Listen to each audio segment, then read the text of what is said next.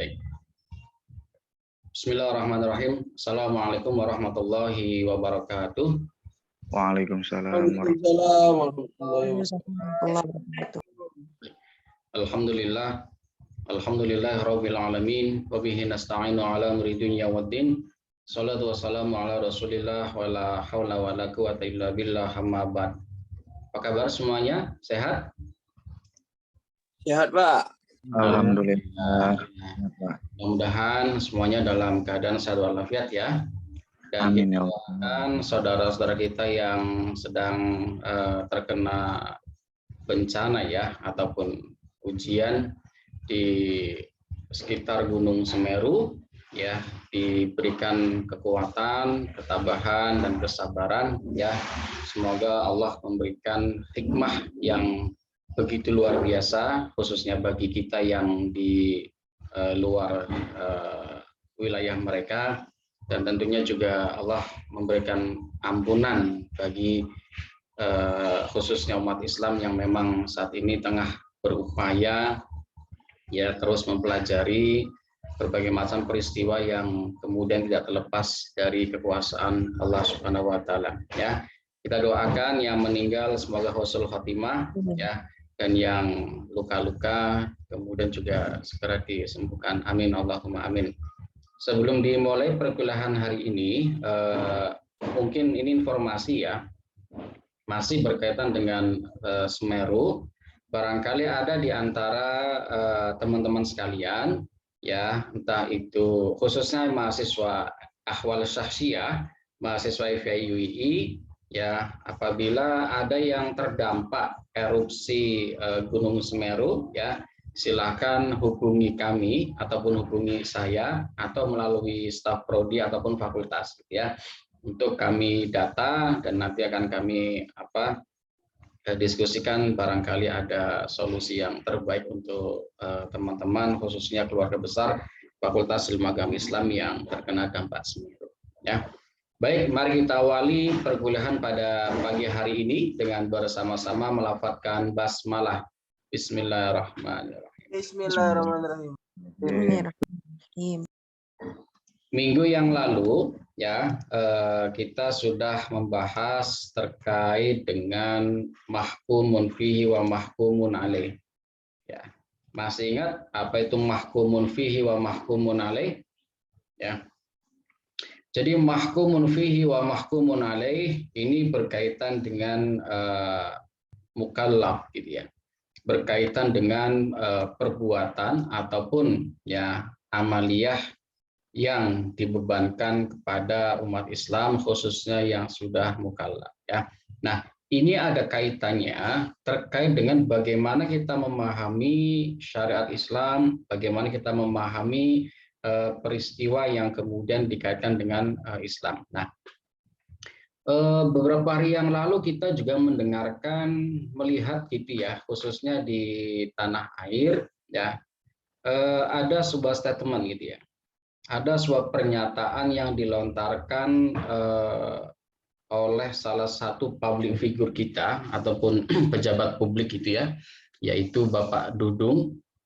Beliau kepala staf TNI ya, yang mana beliau menyatakan yang pertama pernyataannya bahwasanya kalau berdoa gitu ya, kalau berdoa cukuplah pakai bahasa kita ataupun pakai bahasa Indonesia, karena beliau mengatakan di beberapa media seperti Republika dan lain sebagainya, beliau mengatakan Tuhan saya bukan orang Arab gitu. Nah, ini kan menarik gitu ya, Tuhannya bukan orang Arab gitu. Jadi kalau kita pahami secara tekstual gitu ya, beliau mengatakan Tuhannya adalah manusia karena orang gitu.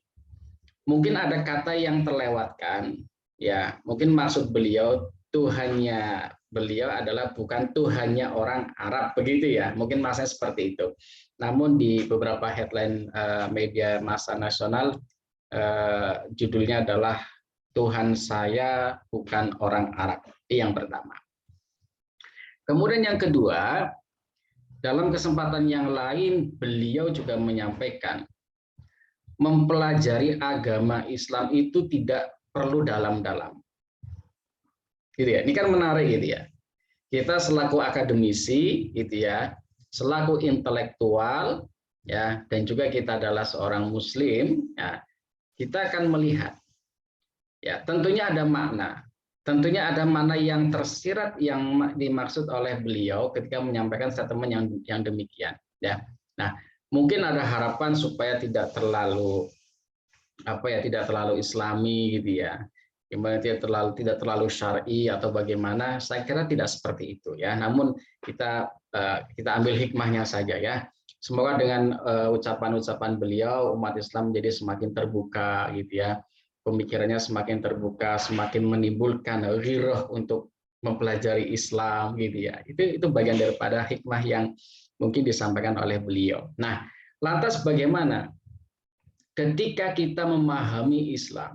Kita memahami syariat Islam hanya sebatas misalkan hanya sebatas masalah jihad, hanya sebatas masalah kisos, gitu ya, masalah busana, dan tentu tidak seperti itu. Islam itu terlalu luas, bahkan sangat luas dan tidak terbatas ketika kita kupas sampai sedalam-dalamnya. Nah, maka hari ini kita akan mencoba melihat ya, bagaimana kemudian ya prinsip-prinsip dasar ataupun sendi-sendi yang ada di dalam syariat Islam yang perlu umat Islam pahami, khususnya kita sebagai intelektual muda, supaya pikiran kita itu tidak terlalu eksklusif, ya, kita tidak terlalu sempit, gitu ya. Karena apa? Karena Islam itu sendiri sifatnya adalah inklusif. Apa inklusif? Inklusif itu artinya terbuka, gitu ya.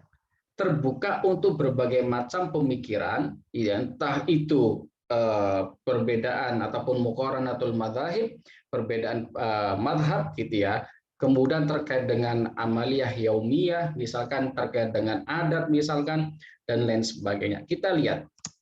Nah, bagaimana sejatinya ya prinsip-prinsip dan juga sendi dalam hukum Islam, sehingga kita memahami agama itu tidak sebatas yang kita pahami saja, gitu ya. Tadi subuh saya tuh membaca sebuah quotes yang sangat menarik gitu ya.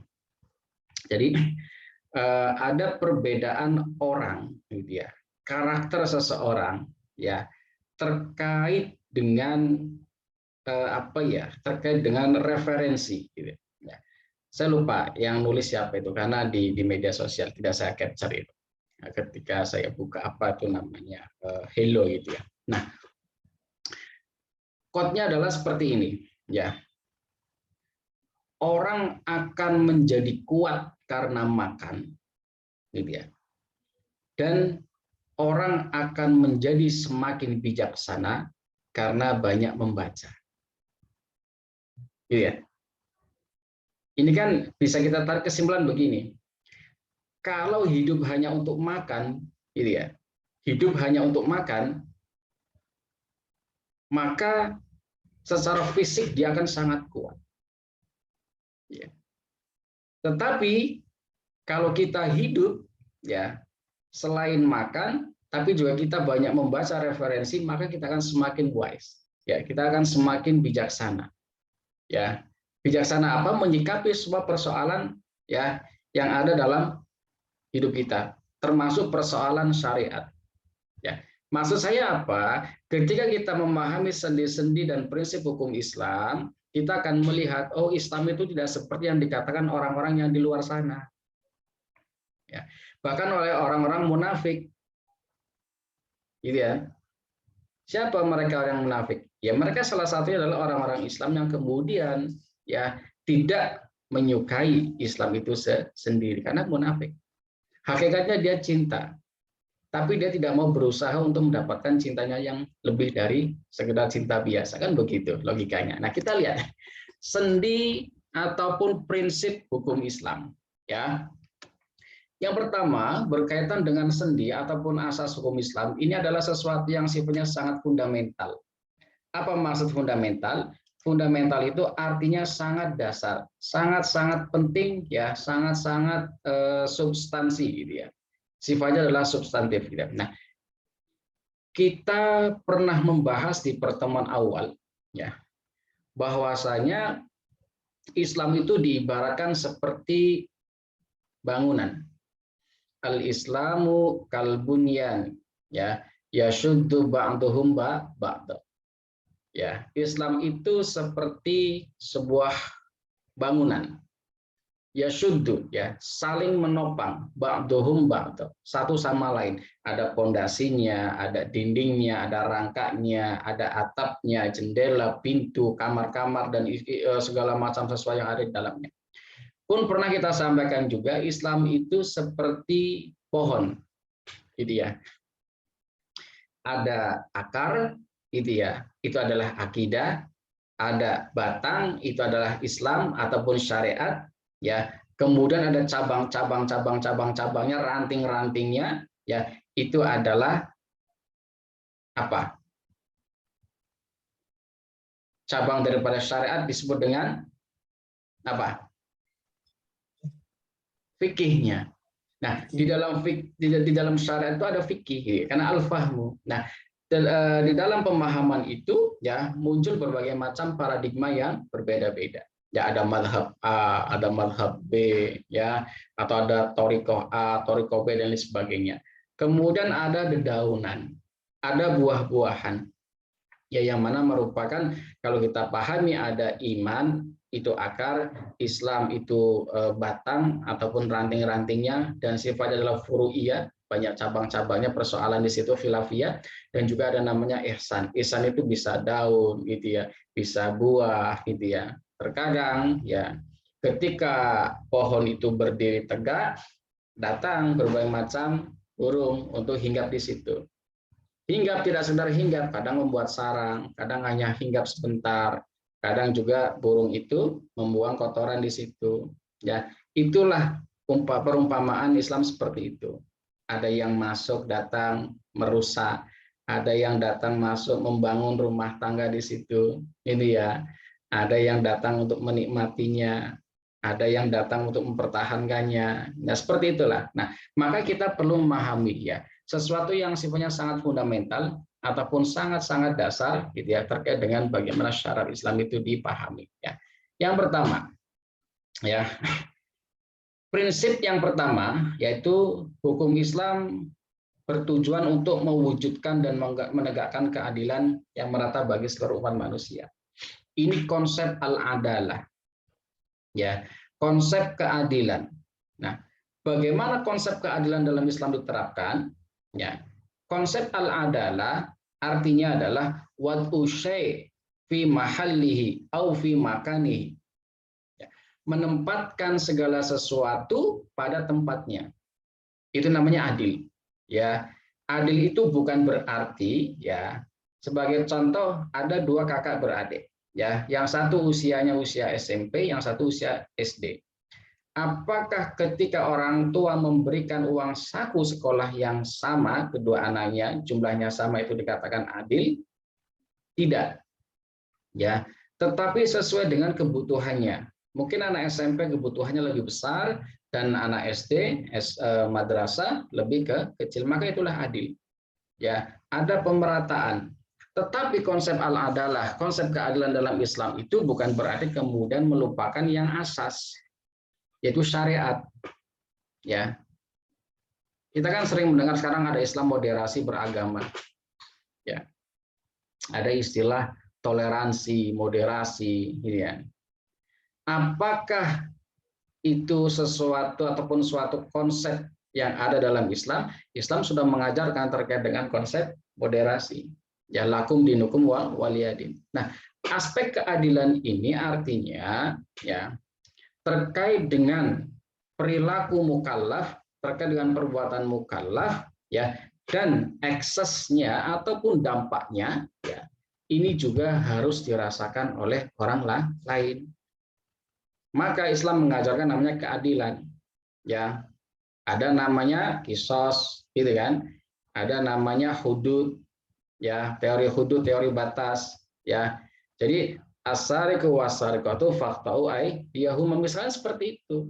Nah, cuma terkadang kita memahami ayat, memahami Islam itu hanya sepotong-sepotong. Kita tidak mampu membaca namanya tafsir yang tersirat dan juga yang tersurat. Karena kita memahaminya tekstual saja. Kita perlu memahami syariat itu secara tekstual dan juga kontekstual. Karena di situ kita tahu ya kita masih ingat Mashadirul Ahkam, ya sumber hukum Islam itu ada 4. Yang pertama Quran, Sunnah, Ijma, dan Qiyas. Ya, jadi Sunnah ini memperjelas Al-Quran, menjelaskan, menerangkan. Ya, kemudian Ijma ini berkaitan dengan ketika wafatnya Rasulullah SAW perlu ada namanya ketetapan hukum, gitu ya. Kemudian yang 4 Qiyas ini termasuk bagian daripada metode. Ya, metode istinbat hukum, walaupun ya masih sifatnya adalah debatable karena metode, ya, tapi nggak masalah, ya. Jadi prinsip keadilan ini adalah sesuatu yang prinsip yang utama, ya, prinsip yang utama yang perlu disampaikan kepada masyarakat khususnya umat Islam untuk selalu berbuat adil, ya. Yang kedua, hukum Islam, ya, ini bertujuan untuk memelihara dan mewujudkan kemaslahatan seluruh umat manusia. Ya. Jadi ada kaidah berkaitan dengan maslahah mursalah. Gitu ya. Jadi sesuatu ataupun suatu perbuatan yang hanya menimbulkan kemudaratan dalam Islam hilangkan. Gitu ya. Dalam Islam dihapuskan. Tapi selama itu tidak bertentangan dengan syariat. Ya, jadi konsep maslahah itu adalah untuk kebaikan bersama. Ya, aturan itu ditegakkan untuk kemaslahatan. Ya, hukum ditegakkan untuk kemaslahatan. Jangan suka-suka sendiri, tanahnya sendiri, ya suka-suka dia mau dipakai untuk apa itu nggak benar. Karena ada orang lain di sekitarnya. Gitu ya.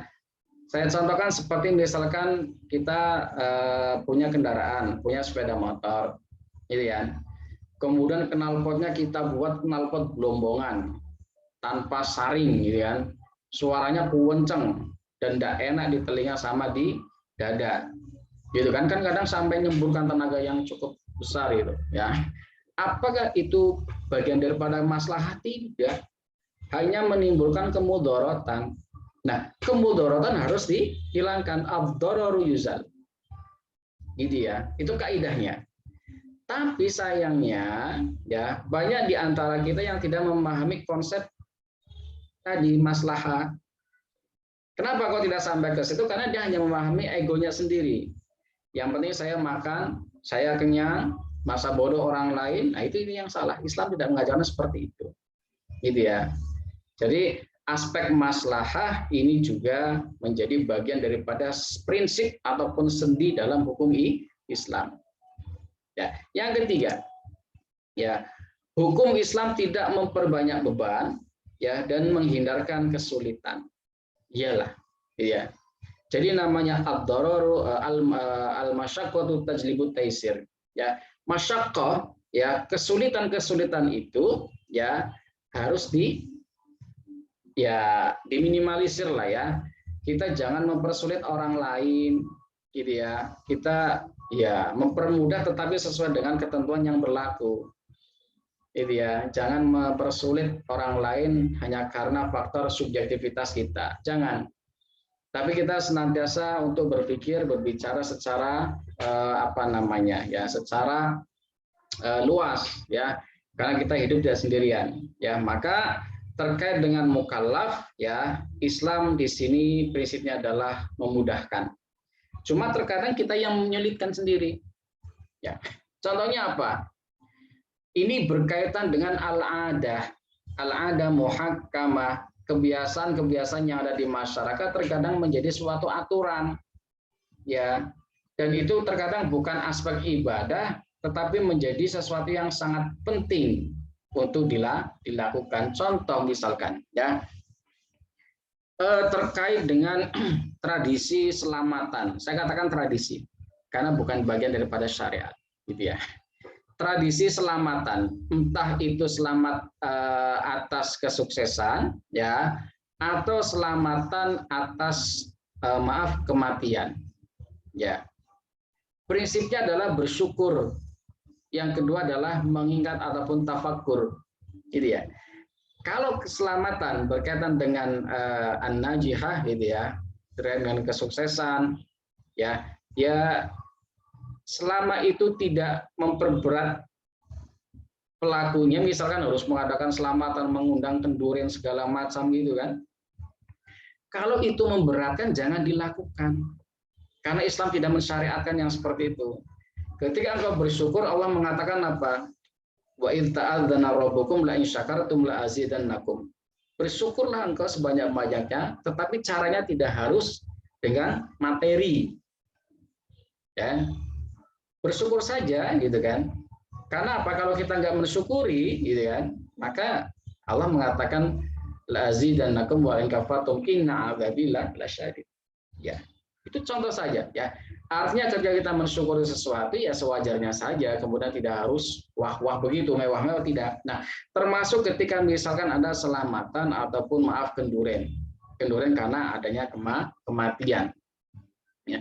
Saya katakan ya, kenduren itu bukan bagian daripada syariat, tetapi itu adalah tradisi ataupun adat yang ada di masyarakat Indonesia. Terkait di dalamnya ada qiraatul Quran, ada zikir. Nah, itu yang syariatnya di situ. Gitu kan? Syariatnya adalah membaca Quran, gitu kan? Zikir, itu kan perintahnya, gitu kan?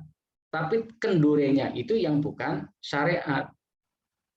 Ya, boleh nggak Pak dilakukan? Silakan saja dilakukan, tapi tidak kemudian dipaksakan harus dilakukan, terutama maaf ketika punya keterbatasan ekonomi. Utang sana untuk beli berkat, ya toh, itu yang harus ditiadakan. Islam nggak mempersulit umatnya, gitu ya. Ini yang memang tidak mudah untuk kita luruskan. Memang karena kalau berkaitan dengan adat ini ya tantangannya kita harus siap untuk tidak disukai orang, ya. Kita resikonya mungkin kita dibenci orang, itu hal lumrah itu. Ada senang, ada tidak senang, itu sesuatu yang sifatnya sunnah. Ya, namun tergantung bagaimana cara penyampaiannya, asal tidak sporadis ya.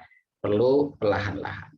Jangan memaksakan diri untuk mengadakan kenduren ya ketika ada orang meninggal. Apalagi diharuskan 7 hari, 40 hari, 100 hari, 1000 hari, 1 tahun. Ya. Kalau saya menganggapnya itu bagian daripada tradisi, bukan syariat. Ya, jadi tidak perlu menyalahkan orang yang menggelar acara tahlilan, kenduren, dan tidak perlu menyalahkan orang yang tidak berangkat ke tahlilan. Ya. Di dalamnya ada aspek tradisi, di dalamnya ada aspek ibadah. Ya, yang penting tradisi itu tidak bertentangan dengan syariat, nggak masalah. Ya, karena Islam itu apa? Islam itu sholihun likulli zamanin wa makanin. Gitu. Islam itu compatible, acceptable, gitu ya, compatible ataupun acceptable untuk setiap ya waktu ya dan juga tempat dimanapun berada. Ya, karena memang Islam di Indonesia sendiri ini kan lahir ataupun pendekatannya adalah pendekatan budaya, pendekatan adat. Jadi nggak masalah. Ya, yang penting tadi ya tidak perlu saling menyalahkan. Kita hanya perlu memahami lebih baik lagi.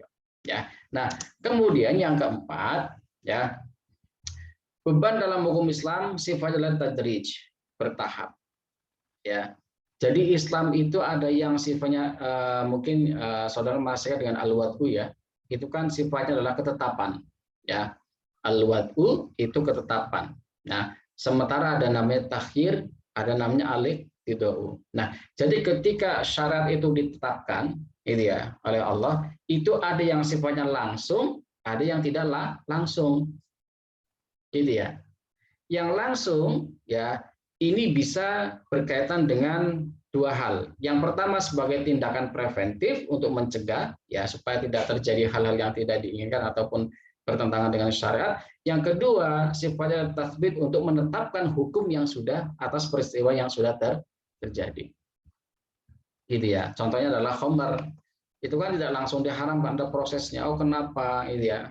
Jadi Islam itu tidak saklek. Islam itu tidak tidak ya, sifatnya adalah kondisional gitu, mengikuti bagaimana kemudian umat itu bahasanya itu manusia berkembang ya dengan situasi dan kondisinya. Ya, Islam di Indonesia tentunya berbeda dengan di tempat yang lain dalam konteks budayanya, gitu ya. Seperti Idul Fitri Indonesia, Idul Fitri budayanya ya seperti itu, anjang sana, anjang sini, ya. Kalau di luar negeri tidak ada seperti itu. Ya udah Idul Fitri aja, gitu kan? Indonesia luar biasa, tidak bisa kita pisahkan antara adat dengan syariat, ya. Kemudian ini terkait dengan sendi ataupun asas hukum Islam. Nah, setiap orang memikul dosanya sendiri. Ini yang unik dalam Islam yang tidak dimiliki oleh ya keyakinan yang lain. Ya. Dalam Islam itu tidak ada istilah dosa turunan, Mas, Mbak. Ya. Jadi hadis yang mengatakan kullu mauludin yuladu 'alal fitrah fa abawahu yuhawidanihi yunasiranihi yumajisanihi, ini menegaskan setiap anak yang lahir itu dalam keadaan fitrah. Fitrahnya itu apa di situ? Fitrah ini ada dua macam, ya. Fitrah secara lahiriah dan secara batiniah. Yang kedua fitrah secara akidah as-sahihah. Gitu ya. Berkaitan dengan lahiriah, gitu ya. Jadi ketika dia lahir itu, meskipun maaf saya katakan, dia lahir dari perkawinan yang tidak sah atau perbuatan perzinahan. Anak yang lahir dari situ bukan berarti dia ikut menanggung dosa orang tuanya, tidak. Fitrah dia itu suci dia. Ya. Jadi tidak ada kemudian dalam Islam itu anak menanggung dosa orang tua, tidak ada. Gitu ya. Apalagi sudah mukallaf kan begitu. Dan sebaliknya tidak ada anak menanggung dosa orang tua selama dia masih dalam pengampuan orang tuanya. Ya. Nah, terkait dengan fitrah akidah sahihah, akidah yang benar, ketika ruh itu ditiupkan, ketika kandungan usia 40 hari, di situ sudah terjadi hukum perikatan. Sudah terjadi kesepakatan antara si bayi, si janin dengan Allah. Apa? Si bayi sudah mengatakan Allahu Rabbi wa Muhammadur Rasuli. Ya kan? Rasulullah SAW. Allah itu Tuhan saya. Nabi itu adalah Muhammad adalah Rasulullah. Itu sudah terjadi perikatan itu di situ. Itu fitrah yang kedua. Nah, kenapa kemudian ketika lahir menjadi seorang Yahudi, Nasrani, Majusi, fa'abawahu di situ dikatakan. Siapa abah di situ? Abah itu makna tekstualnya adalah orang tua. Abun, bapaknya. Ya. Tapi makna kontekstual itu bisa dimaknai sebagai ya bapak, ya orang tua, ya lingkungan, ya sistem yang memaksa dia memang harus menjadi Yahudi, Nasrani, Majusi, kan seperti itu. Ya, maka dalam Islam tidak ada istilah orang menanggung dosanya orang lain, apalagi maaf, ya. Tuhan disuruh menanggung dosanya umatnya. Jadi ya. Ada tak keyakinan yang seperti itu? Datang ke gereja, membuat pengakuan dosa, kemudian dosanya diserahkan kepada Yesus. Dia memanggul salib ya. Ini kan kalau kita mau dilogikakan, masa iya sih Tuhan itu menanggung dosa umatnya? Kan logika kita nggak sampai. Tapi itulah keyakinan. Itu keyakinan mereka. Ya silakan saja, kita nggak perlu mempersoalkan. Itu keyakinan mereka kan. Karena Islam sudah mengatakan lakum dinukum waliyadin. Ya, jadi kita nggak perlu persoalkan. Biarkan saja itu urusan mereka kan. Itu urusan Tuhan mereka. Ya. Kalau mereka dapat hidayah, ya alhamdulillah kita rangkul. Kalau mereka nggak dapat hidayah, ya kita doakan. Jangan kita musuhi. Kan enak seperti itu. Ya, nah, jadi inilah yang terkait dengan sesuatu yang sangat prinsip dalam Islam, gitu ya, ataupun bisa dikatakan sendi, ya, ataupun asas-asas hukum Islam. Ada asas al-adalah, ada kemaslahatan, ya, kemudian beban itu harus dihilangkan ataupun dikurangi, kemudian syarat itu diturunkan secara bertahap, ya. Kemudian terakhir adalah setiap orang memikul dosanya sendiri. Nggak ada istilah dosa turunan, nggak ada. Ya. Nah, ketika saudara masih dalam pengampuan orang tua, maka orang tua juga bertanggung jawab atas semua perilaku saudara. Nah, nanti beda lagi. Ya, ketika saudara sudah menikah, gitu ya. Ini nanti beda lagi. Berkaitan dengan masalah fitrah ini nanti beda lagi. Ini berkaitan dengan fitrah apa? Fitrah ketika lahir. Kullu maulidin yuladu alal fitrah. Setiap anak yang lahir itu fitrahnya suci semuanya. Gitu ya. Tidak ada yang salah. Tidak ada istilah anak haram dalam Islam, tidak ada. Yang haram adalah perbuatan orang tuanya karena tidak menikah tetapi berzina kemudian hamil. Itulah seperti kasus yang belum lama itu, ada mahasiswi yang katanya cantik berhubungan dengan polisi, diperkosa, hamil, ternyata ibunya juga malah menjerumuskan ke situ, ibunya polisinya gitu ya. Kemudian si perempuannya depresi, bunuh diri. Nah, kan seperti itu. Ya, kalaupun dia selamat, anak yang lahir anaknya nggak salah, nggak berdosa. Nah, beda lagi nanti ketika saudara sudah menikah. Ya, ketika saudara sudah menikah, ya nanti ya orang tua sudah berlepas diri, ya sudah berlepas diri dari semua perbuatan yang dilakukan oleh anaknya. Ya, berpindah kepada siapa? Ya, yang perempuan, anak perempuan ketika sudah menikah, dia akan menjadi tanggungan suaminya. Gitu ya. Maka segala perilaku yang dilakukan oleh istri, ya dia menanggung dosanya sendiri, tapi laki-laki suami juga harus bertanggung jawab atas perbuatan istrinya. Ya, maka disitulah kenapa kemudian ya, jadi para aktivis gender ini kan memaksakan diri ya harus setara, ya nggak masalah setara. Tapi dalam konteks syariat ya. Kenapa kemudian ar-rijalu qawwamuna 'alan nisa? Gitu ya, laki-laki adalah pemimpin bagi perempuan karena salah satunya di situ. Dia menanggung semua perilaku istrinya. Maka disitulah yang kemudian harus dipahami kenapa kemudian harus ada namanya al-itha'ah. Min zaujah ila zaujiha. Dari istri kepada suaminya. Ya, jadi itulah kita fungsinya memahami syariat, gitu ya, supaya hidup kita lurus, tidak sesuai dengan nafsunya saja kan begitu. Nah, ini terkait dengan senjata ataupun asas-asas hukum Islam. Nah, selanjutnya terkait dengan prinsip hukum Islam, yang pertama, ya kita pahami. Tadi saya katakan sesuatu yang sangat mendasar, yang sangat fundamental, yang sangat substantif. Itulah yang dikatakan prinsip. Ya, etimologi itu secara bahasa, nah ataupun lughatan. Nah, kemudian prinsip secara terminologi artinya kebenaran universal yang inherent ya di dalam hukum Islam dan menjadi titik tolak pembinaannya. Prinsip yang membentuk hukum dan setiap cabang-cabangnya, artinya apa? Benar itu tidak bisa diklaim oleh seorang. Sesuatu yang benar itu harus diuji oleh sekelompok umat ataupun sekelompok orang. Kenapa? Kenapa kok seperti itu dikatakan kebenaran universal? Artinya ketika kita mengatakan kebenaran itu universal, maka tidak boleh kemudian kita mengatakan benar menurut saya, tidak bisa. Ya. Jadi kebenaran itu sifatnya adalah komunal. Ya. Bahaya kalau kemudian kita mengatakan pokoknya saya maunya begini. Ini rumah saya, terserah saya mau diapakan, itu tidak bisa. Itu namanya orang yang tidak memahami konsep kebenaran hakiki. Ya. Coba kita pahami, kita kaji ya. Apakah Islam itu agama yang benar? atau tidak.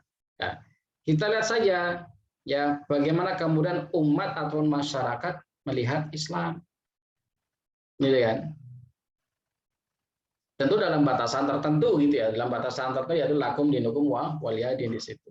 Nah, sekali lagi jangan pernah merasa paling benar sendiri, itu yang paling. Karena banyak yang mengatakan saya yang paling benar.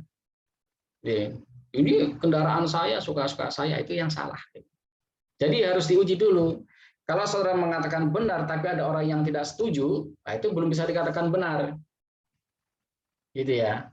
Harus diuji secara luas. Nah, yang inheren di dalam hukum Islam termasuk dalam hukum Islam, dalam syariat. Ya, dalam syariat juga suatu kebenaran harus diuji. Maka di situ masuk namanya fikih. Gitu ya. Di situ ada namanya ro'yun, pendapat para ulama, ya, dan harus dibina, ya.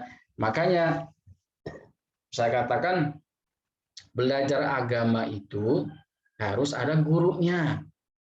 Kalau nggak ada gurunya itu sesat, karena apa, nanti akan menimbulkan pemahaman subjektif, pemahaman secara pribadi. Bahaya kalau orang sudah paling benar, merasa paling benar, ya. Karena tidak punya guru, membaca tahu dipahami sendiri, tidak pernah didiskusikan. Ya, walaupun dia seorang ilmuwan, seorang akademisi, ya, seorang ahli, kalau kemudian belajar agama kok tidak tidak menemukan sanad yang jelas, maka hati-hati, ya, karena akan menimbulkan kebenaran yang sifatnya adalah subjektif. Ya, subjek itu yang menurut dirinya sendiri. Nah, seperti itu. Nah, baik, saya lanjutkan dulu. Prinsip hukum Islam yang pertama adalah prinsip tauhid. Ya, dalam hal ini dikatakan semua manusia ada di bawah satu ketetapan yang sama, yaitu la ilaha illallah Muhammadur Rasulullah. Ini yang tadi saya katakan fitrah tauhidiyah. Jadi ya, setiap manusia, setiap anak yang berada dalam kandungan, hakikatnya adalah sudah bertauhid la ilaha illallah Muhammadur Rasulullah. Dikatakan hadisnya apa? Fa abawahu yuhawidanihi au yunasyiranihi au yumajisanihi. Dikatakan seperti itu. Ya. Dalam Quran surah Ali Imran surat ketiga ayat 64 dikatakan yang artinya ya, hai ahlul kitab, ya, wa'tasimu, gitu kan. Berpegang teguhlah kamu pada kalimat yang tidak ada perselisihan antara kami dan kamu. Nah, ahlul kitab ini siapa? Bukan yang sekarang ini, ya kan? Jadi ahlul kitab itu yang masih berpegang pada ya Taurat, Zabur, dan Injil yang asli. Itu mereka ahli kitab itu. Maaf kalau sekarang Injil kan sudah amandemen. Bagaimana mungkin kitab suci kok diamandemen? Yang amandemen bukan Tuhannya, tapi manusianya. Kan nggak masuk akal di situ. Gitu ya. Kan lucu. Kitab suci itu kan bukan produk manusia. Gitu ya. Saya katakan ini sesuatu yang kita bicara secara akal saja. Ya. Bagaimana mungkin kitab suci itu diamandemen?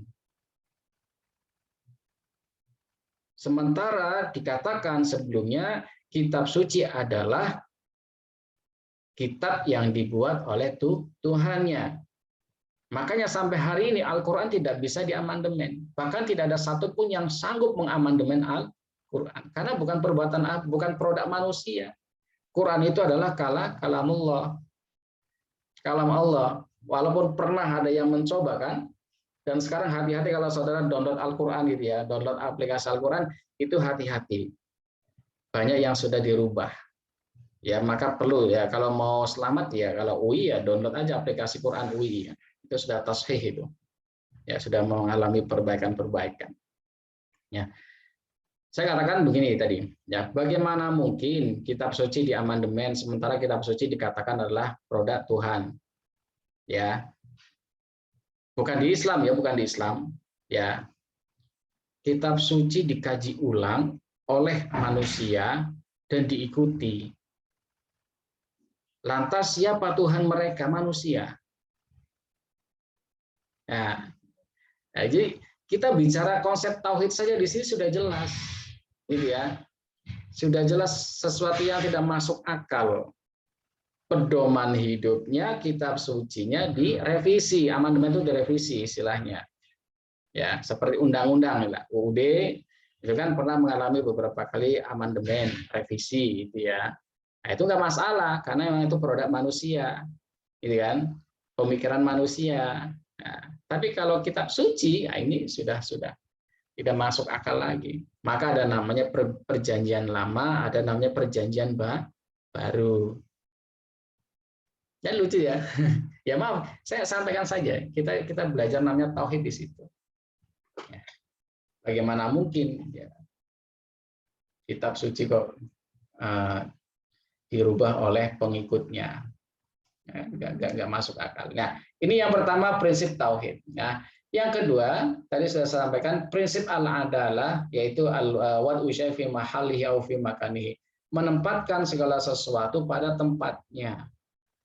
Jadi ya, di sini ya kita bisa lihat ya dalam Quran surah Asy-Syura, Quran surat 42 ayat 17 dikatakan bismillahirrahmanirrahim, Allahul ladzi anzalal kitaba bil haqqi wal mizan wa may yudrika la'alla sa'ah qaribun.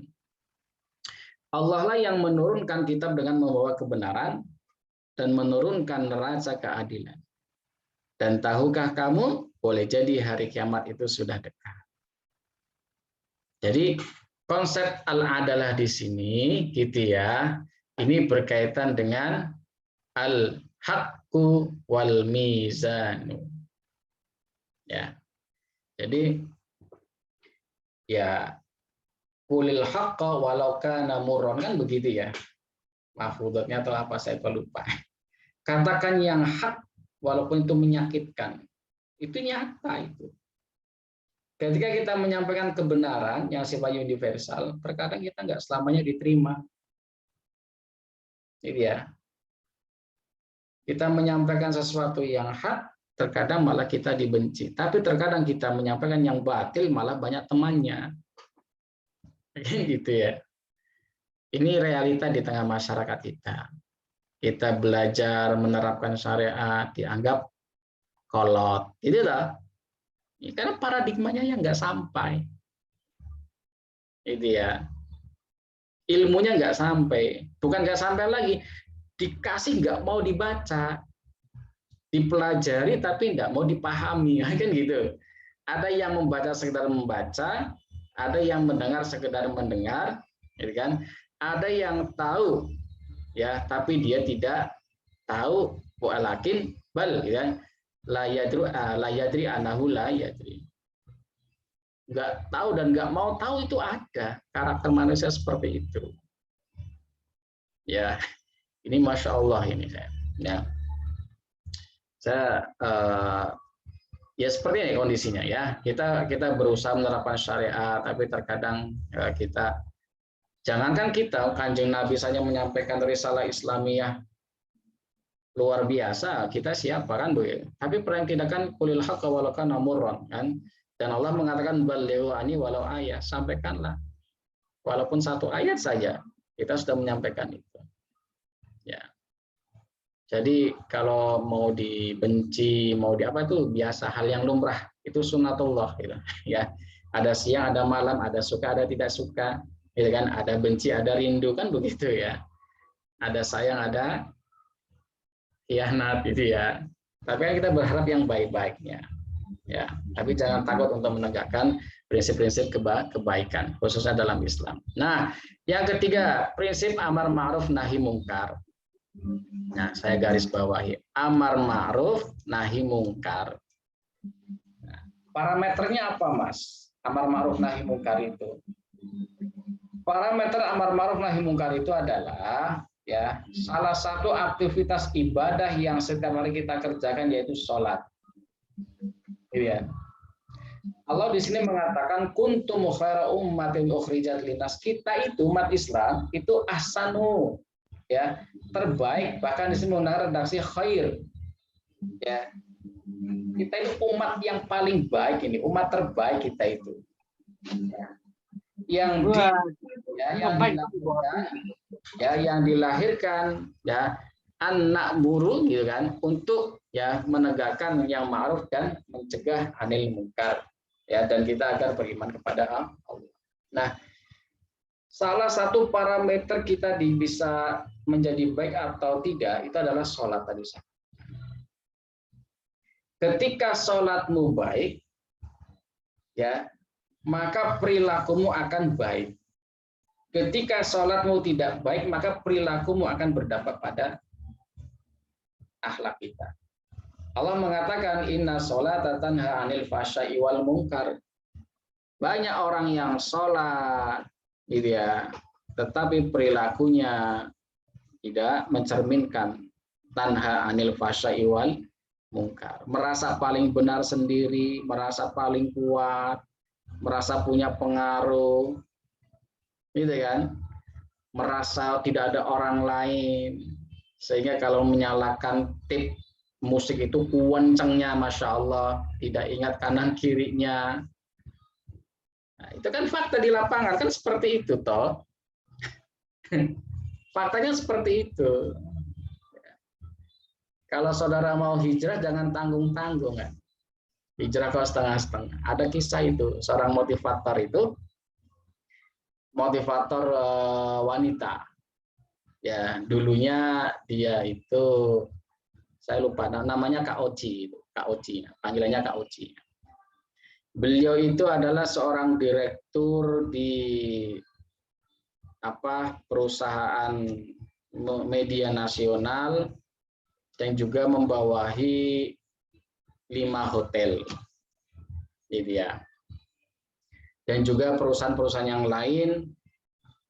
Dan kemudian beliau keluar dari tempat kerjanya, ya, keluar dari tempat kerjanya. Padahal gajinya itu per bulan sudah ratusan juta, minimal 90 juta. Tapi wah luar biasa. Tapi suatu saat hidayah turun. Hidayah bukan sebagai non-muslim, memang awalnya sudah Islam, tapi turun hidayah yang kedua, yaitu untuk tidak melakukan perbuatan yang mungkar. Dia hanya diminta untuk menandatangani terkait dengan, karena direktur ya,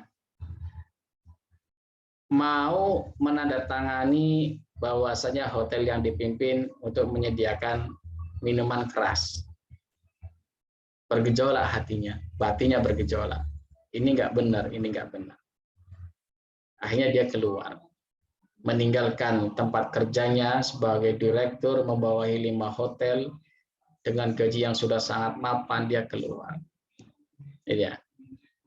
Ketika dia keluar, justru Allah mengganti dengan rezeki yang berlipat-lipatnya.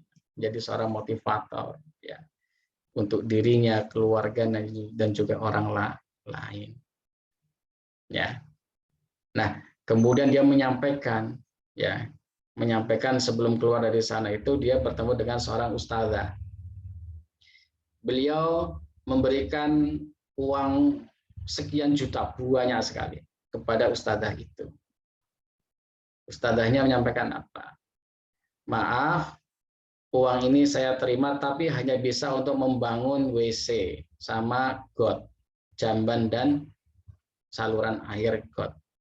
Kaget di situ.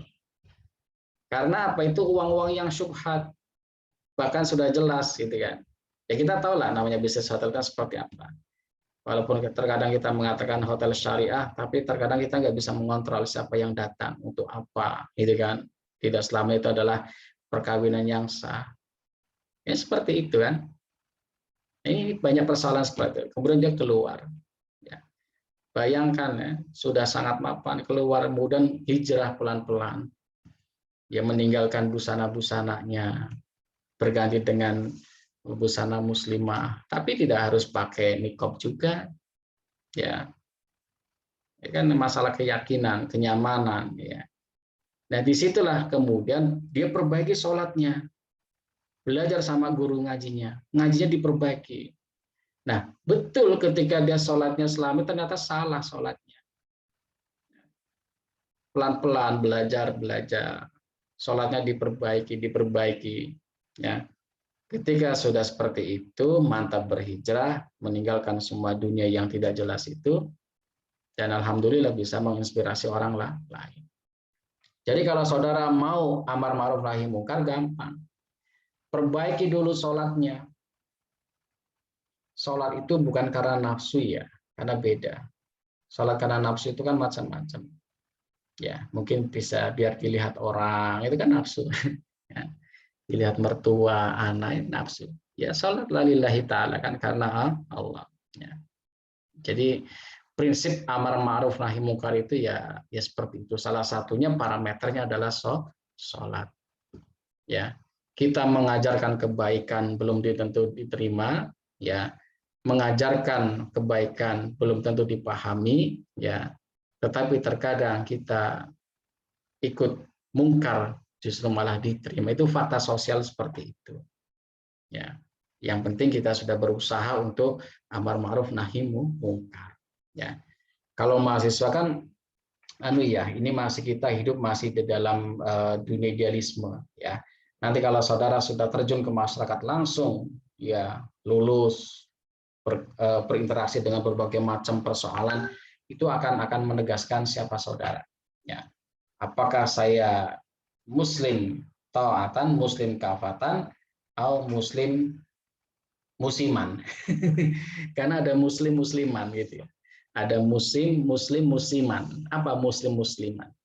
Ya misalkan kalau musimnya Ramadan, jadi muslimnya musim Ramadan gitu ya. Ya seperti itulah. Jangan jadi muslim musiman. Ya, tapi muslim kafatan, ya, dengan melaksanakan amar ma'ruf nahi mungkar. Ya, baik. Yang ketiga, prinsip al-hurriyah. Ma mana hurriyah? Hurriyah itu artinya kebebasan. Tapi kebebasan yang seperti apa? Al-hurriyah itu ada haknya, ada batasnya. Ya. Khususnya dalam konteks ini, al-hurriyah ini artinya Islam mengajarkan la ikraha fiddin, ini berkaitan dengan keyakinan tadi lakum minukum waliyadin. Kita hanya kewajibannya menyampaikan, bukan untuk memaksakan. Balighu kan anni wala ayat. Sampaikan ayatnya. La ikraha fiddin, Allah mengatakan begitu. Tidak ada paksaan dalam beragama Islam. Tugas kita tadi jelas. Sampaikan saja, kita nggak perlu memaksa orang lain untuk memeluk agama Islam, karena hidayah itu adalah hak mutlaknya Allah, gitu ya. Jadi hidayah itu murni hak daripada prerogatifnya Allah. Kita tidak bisa memaksa orang lain untuk memeluk Islam. Kita tidak bisa memaksa orang lain untuk mengikuti kita. Yang penting kita sudah menyampaikan. Mau dibenci, mau nasir, masa bodoh ya. Yang penting kita sudah berusaha menyampaikan ayat-ayat Allah, ya. Biarlah kita dinilai oleh Allah, kita tidak berhak menilai orang lain. Itu saja, ya. Jadi al-hurriyah dalam konteks akidah seperti ini. La ikraha fiddin, kemudian ya lakum dinukum waliyadin, gitu ya. Kemudian agama yang paling berat di sisi Allah adalah agama Islam. Ya. Nah, al-hurriyah dalam konteks muamalah ini adalah seperti piagam Madinah. Itu ya. Artinya apa? Kebebasan itu ada batasnya. Batasannya apa? Nilai. Kita nggak bisa hidup itu sebebas-bebas, kita nggak bisa. Ada nilai. Nilai itu apa? Peraturan-peraturan yang berlaku di masyarakat. Nggak boleh kita bebas semau-mau kita, tanah-tanah kita, kayak motor-motor kita, kayak mau kita pakai apa, kayak terserah, nggak bisa. Ada namanya al-hurriyah, kebebasan yang sifatnya adalah mahdudah, terbatas. Batasannya adalah nilai, value. Orang lain itulah yang akan menjadi batas kebebasan kita. Saudara naik motor kencengnya luar biasa, nggak bisa. Walaupun bisa ditarik sampai 180 derajat. Tapi ada hak-hak orang lain. Ya, hak-hak orang lain itulah yang dikatakan sebagai value, nilai, batas di situ. Jadi jangan sampai kemudian berperilaku seenaknya sendiri, semau-maunya sendiri tidak bisa. Kalau mengaku Islam kok masih seperti itu, ya segera perbaiki diri, gitu kan? Perbaiki diri, jangan semau-maunya sendiri, seenaknya sendiri, yang penting makan, ya. Kalau yang penting makan, apa bedanya dengan hayawan, kan begitu. Hayawan kan hidup untuk makan dan berkembang biak. Tidak peduli itu ayahnya, tidak peduli itu ibunya, anaknya, dikawinin juga kan seperti itu. Nah, manusia tidak seperti itu. Manusia punya akal, punya hati, ya, kemudian punya Tuhan. Ya, maka hati ini tidak pernah bisa dibohongi, tapi akal yang mengolah untuk kemudian bertindak semau-maunya. Karena apa? Nafsu. Saya katakan nafsu itu terkadang menguasai manusia. Jangankan yang berperilaku baik, ya. Orang yang berusaha baik saja nafsunya masih terus menggoda. Apalagi yang memang tidak punya niat untuk menjadi lebih baik, nafsunya itu yang harus dikalahkan dulu. Ya.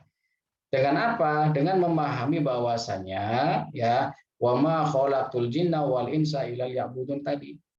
Kita itu hidup bukan untuk apa-apa kok. Ya. Kita itu hidup itu ya hanya untuk menyembah saja sudah. Ya, cari dunia secukupnya saja kan, tidak perlu berlebihan. Sampai melakukan perbuatan-perbuatan yang bertentangan dengan norma, dengan syariat, dengan hukum. Ya.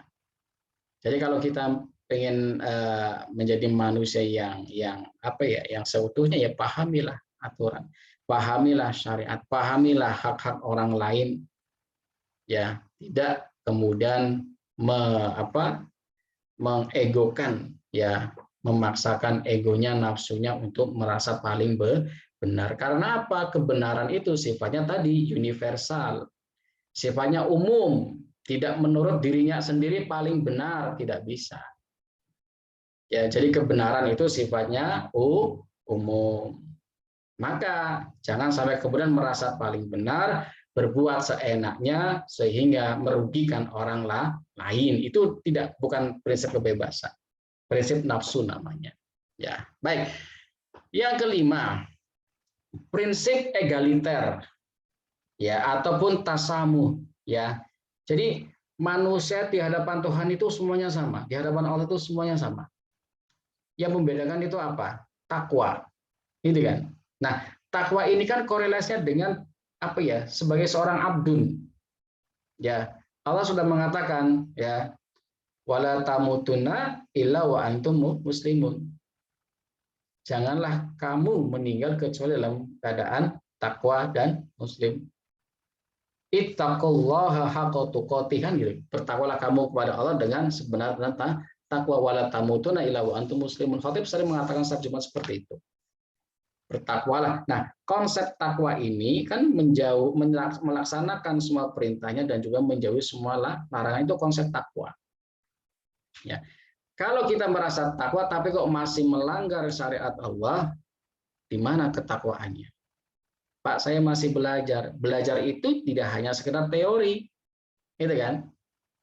Ya, berusaha untuk dipahami, diamalkan. Itu namanya proses belajar. Ya, kalau hanya yang ini saya makan, enggak bisa. Kan? Jadi di hadapan Tuhan, di hadapan Allah itu semuanya sama. Ya, di hadapan hukum juga semuanya sama. Ya, tidak boleh kemudian kita membedakan satu sama lain. Kalau kamu salah, ya katakan salah. Ya, kalau benar katakan benar. Qulil haqqa walau kana murran, katakan yang hak, ya, yang benar walaupun itu menyakitkan. Itu namanya tasamu. Ya, persamaan egaliter ataupun semua orang di mata hukum adalah sama. Mau kaya, mau miskin, pejabat, rakyat, semuanya sama. Tidak boleh membeda-bedakan. Kalau salah, katakan salah dan harus terima.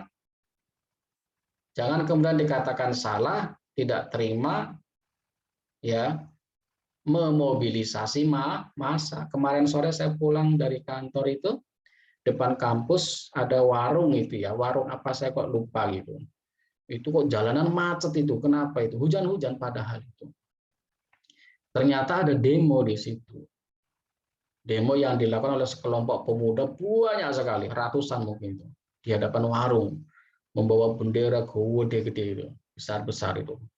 Di jalan naik motor sembarangan, nggak pakai helm, motornya di blayer-blayer, hampir mencelakakan setiap orang yang ada di jalanan. Ya, saya tidak tahu persoalannya apa, tapi itu tidak mencerminkan kita sebagai orang yang bertakwa. Kenapa kok sampai terjadi seperti itu? Ya, bisa jadi ya karena ada ketidakadilan. Bisa jadi karena ada yang dirugikan. Iya. Bisa jadi karena kebodohan. Ya, gimana kebodohannya? Tidak tahu menau, cuma diajak ayo demo ikut. Nah, itu yang salah. Ya. Jangan cuma ngikut, kalau ada persoalan tanya dulu, tabayun dulu. Ya, persoalannya apa? Jangan yang penting itu kawan saya dirugikan, itu kawan saya, itu saudara saya, nggak bisa. Kita harus berusaha ya, ulil haqqa walau kana murran.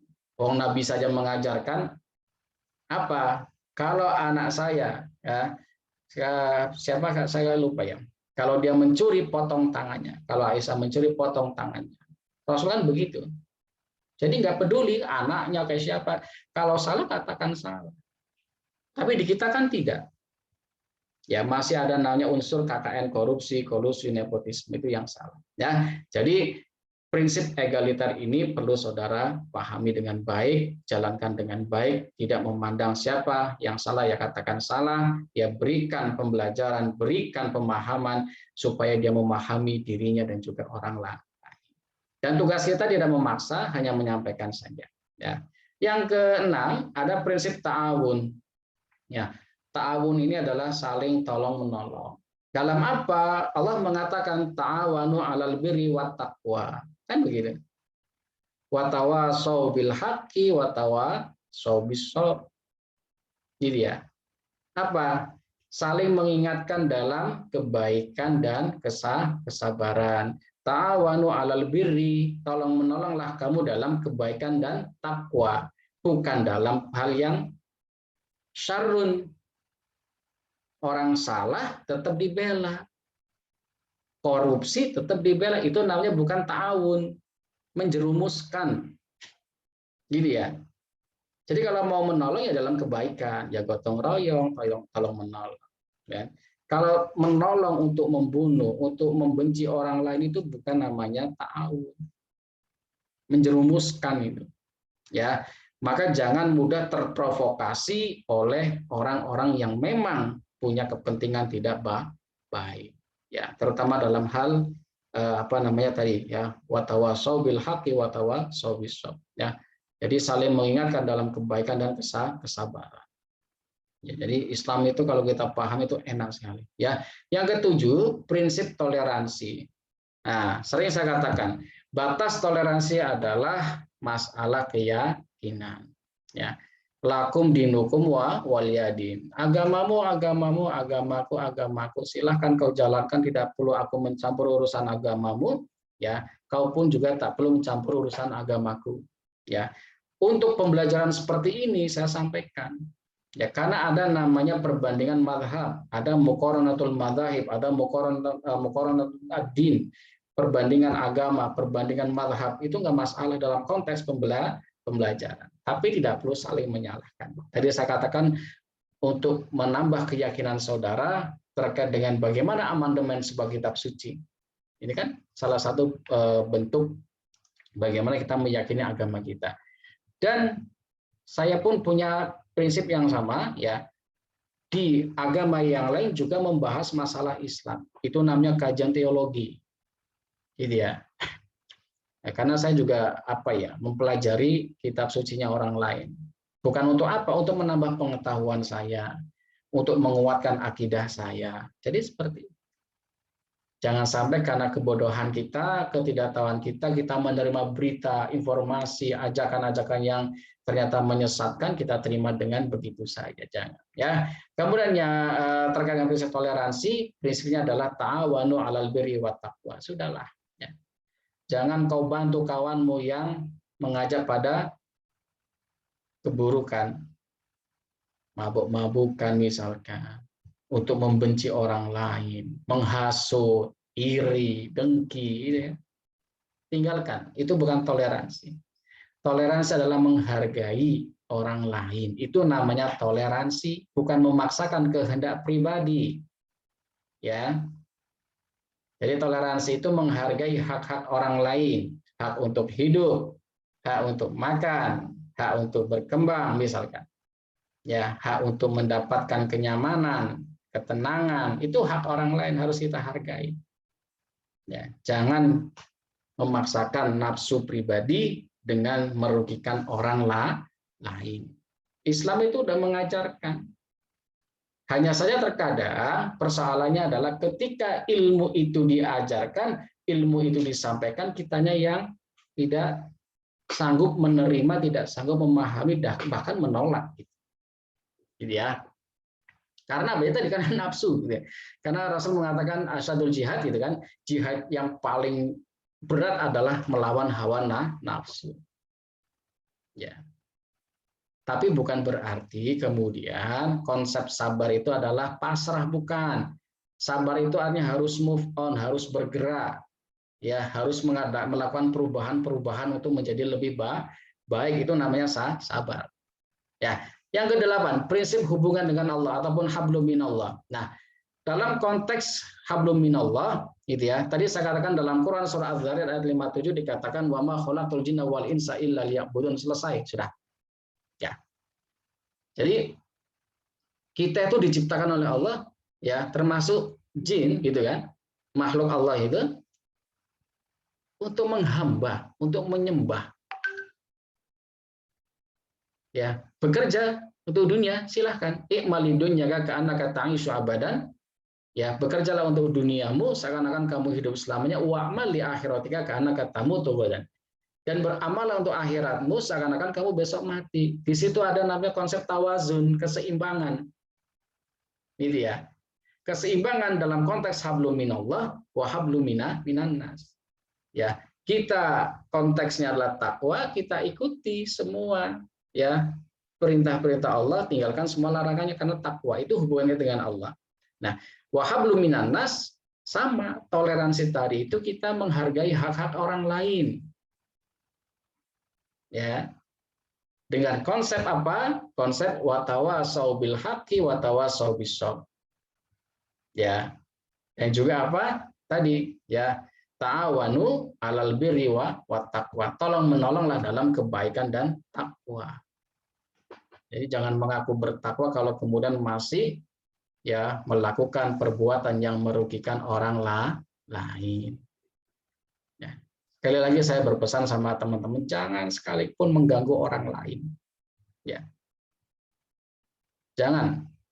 Karena kita tidak tahu orang yang kita ganggu itu terima atau tidak. Kemarin saya dapat kiriman bacaan itu, ya, menarik itu, ya. Entah itu benar atau tidak, tapi katanya kisah nyata dari Asma Nadia kalau nggak salah. Itu kan penulis hebat itu, ya, bestseller, ya.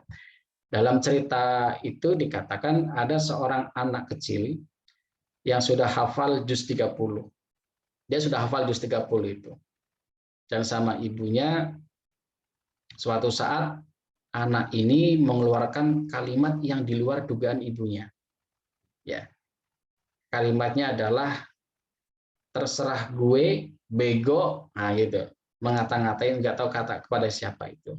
Nah, kemudian ibunya ini mengatakan kepada anak itu batin. Batin itu, ya, diucapkan dalam batin. Saya tidak ikhlas atas ucapanmu. Ibunya mengatakan seperti itu. Masih dalam situasi yang marah, gitu ya. Anaknya masih kecil. Kemudian suatu saat anak ini, ayo baca Qur'annya. Dia tidak bisa melanjutkan ucapannya. Hanya bisa mengatakan bis. Disuruh coba lanjutkan ayat ini. Nggak bisa sama sekali. Terkunci mulutnya. Terkunci mulutnya. Nah, ibunya baru sadar. Saya pernah mengatakan dalam hati saya tidak ikhlas atas ucapan anak saya. Ternyata ucapan ketidakikhlasan itulah menjadi kunci anak itu tidak bisa melafadzkan kalamullah. Gitu ya. Nah, kemudian ibunya ini nangis. Anaknya dipeluk, dia minta maaf sama anaknya. Dan mencabut kembali ucapannya, baru setelah itu anak itu bisa melafadzkan kalamullah tadi. Bahkan juz 30 itu sudah hafal. Bisa semuanya. Nah, ini pun sama. Jangan pernah menyakiti orang lain, jangan pernah mengganggu orang lain, ya, karena kita tidak tahu yang kita ganggu, yang kita sakiti orang itu ikhlas atau tidak. Itu ya. Bahaya, hati-hati kalau kemudian orang itu tidak ikhlas, dia akan mengunci ya aspek-aspek kehidupan, entah itu rezekinya, ya entah itu nanti yang kita tidak tahu, ya Allah alam. Kita disuruh untuk memaafkan, kita maafkan semuanya. Ya, jadi Islam sudah mengajarkan prinsip-prinsip hubungan dengan Allah, dengan manusia, gitu ya. Kemudian juga terkait dengan ta'awun, banyak sekali ya nilai-nilai syariat, karena 70% lebih Al-Quran itu isinya adalah berkaitan dengan syariat ataupun berkaitan dengan prinsip-prinsip kehidupan manusia. Nah, yang ke-9, prinsip khidbah kepada Allah. Nah, khidbah ini artinya terkait dengan pernah saya sampaikan ya, doktrin. Dan Allah itu kan memberikan petunjuk, memberikan beban, perintah itu kan tidak kepada semua orang. Ya. Jadi ada kategori klasterisasi mana yang termasuk mukallaf, ada yang termasuk tidak. Mana yang dia sanggup sebagai abdun untuk menerima khitab Allah, ya. Ada yang tidak sanggup.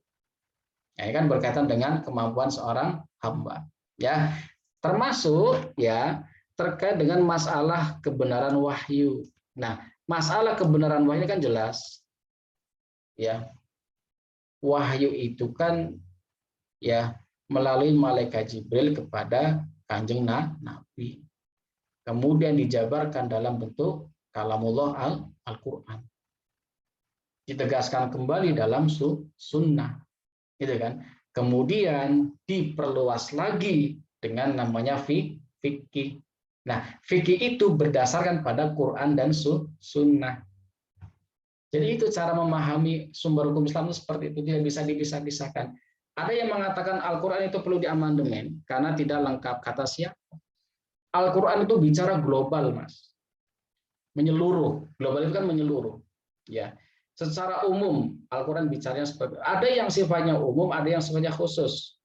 Yang sifatnya khusus contohnya adalah masalah waris dalam Islam, itu sudah dijelaskan dalam Al-Quran, itu masalah waris itu.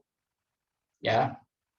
Jadi haknya laki-laki berapa, perempuan itu berapa, itu secara detail dijelaskan dalam Al-Quran. Tapi dalam persoalan yang lain, gitu ya, itu sudah disebutkan dalam Al-Quran secara umum, tapi diperjelas kembali melalui sunnah. Kemudian timbul persoalan-persoalan baru, ya, maka melalui fikih. Metodenya qiyas, ada metode qiyas, ada satu daroi, gitu kan. Ada kemudian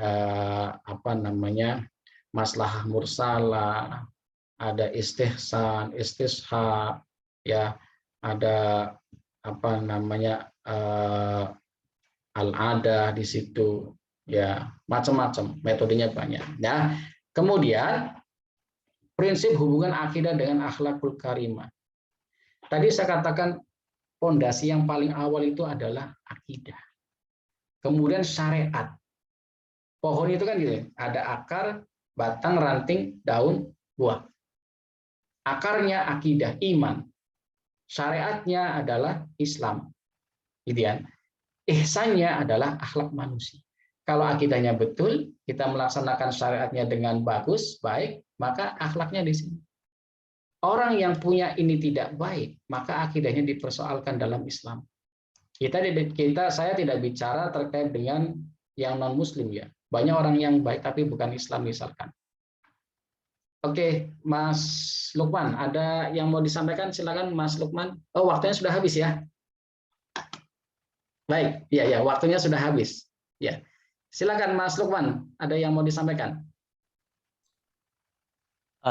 Enggak Pak, waktunya cuma udah habis aja. Oke, baik, ya, terima kasih. Saya sudah diingatkan. Oke, ya, sudah selesai, insya Allah ya. Nanti insya Allah ini saya lanjutkan di pertemuan selanjutnya ya. Jadi ada prinsip kebaikan ya, dan kesucian jiwa, prinsip keselarasan, prinsip tasamu, prinsip penyerahan ya. Dan insya Allah kita lanjutkan di minggu depan. Baik, ini pertemuan yang ke-8 ya, pertemuan ke-8. Nah,